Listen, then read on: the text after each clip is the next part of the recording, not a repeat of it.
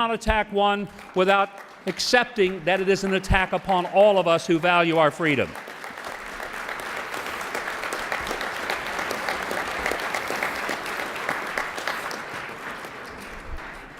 My first trip to Israel, as was mentioned, was 40 years ago this past summer, 1973, just a few months before the Yom Kippur War.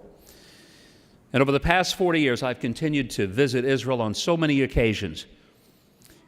I'll not forget my first trip there. That was when Israel was still a land where many people lived on the kibbutz, and I saw mostly the industry was tourism and growing some oranges and tomatoes and trying to export some fruits and vegetables. Now, it was a vibrant country, but it was struggling. And over the years, for 40 years, every time I go, I see a little bit more of the fulfillment of the prophecy that the desert has in fact bloomed, and that the dry bones that Ezekiel described have come alive, and the flesh has come upon those bones. And there is no explanation for this miraculous land of Israel other than God's hand is upon her. And if for no other reason, forget the politics, forget the economics, forget the technology, if for no other reason the United States should stand with Israel, is because we should have the good sense to understand that standing with Israel is standing with God's chosen. And it is in our best interest, in our long-term survival as a people. I'll put it this way.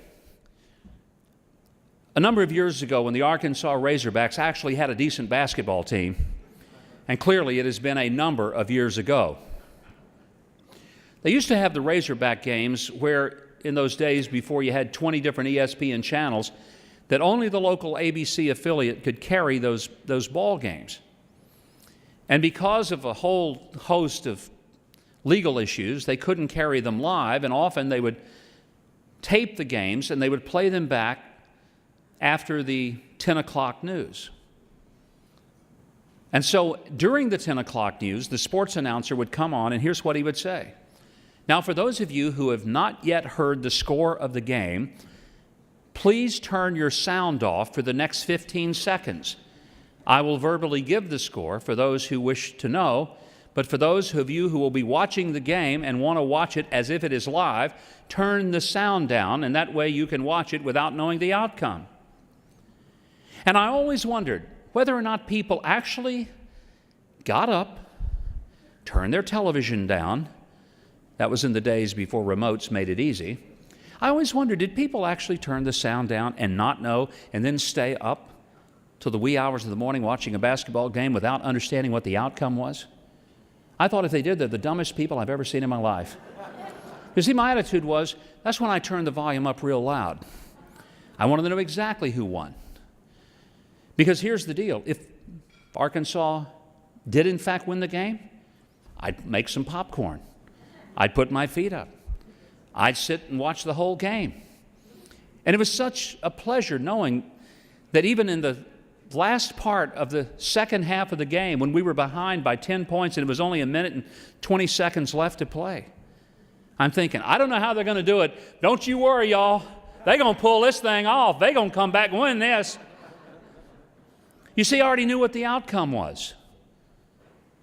Because it had already been played, I was just getting to watch it and finding out what had already been known.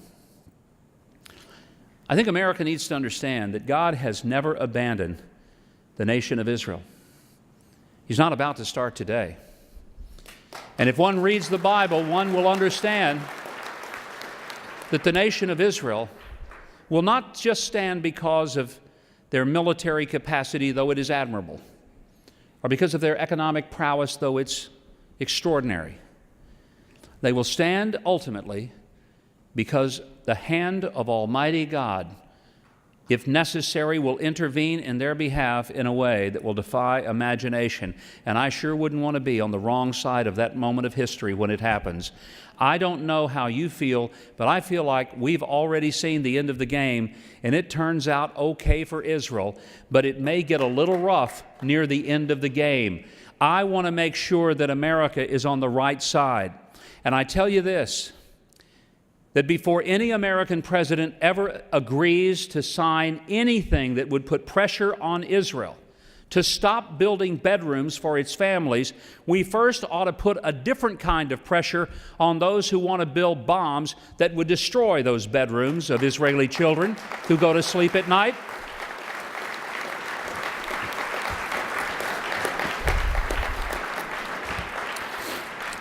This past January, my wife and I visited Auschwitz, and it was one of the most sobering experiences I've ever had in my life. And of all my many trips to Yad Vashem and to taking people there, I kind of thought I might be prepared for what it was going to be like when we went to Auschwitz and to Birkenau.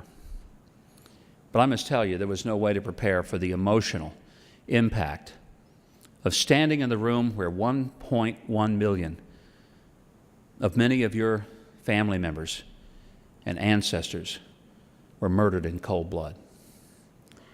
And as I stood in that room and thought about the horrors that had been inflicted upon completely innocent people for no purpose other than that they were Jewish, I could not help but think that before any American president ever were to sign an agreement with those who have vowed death to Israel, they should first go and at a table in that very room sign before the world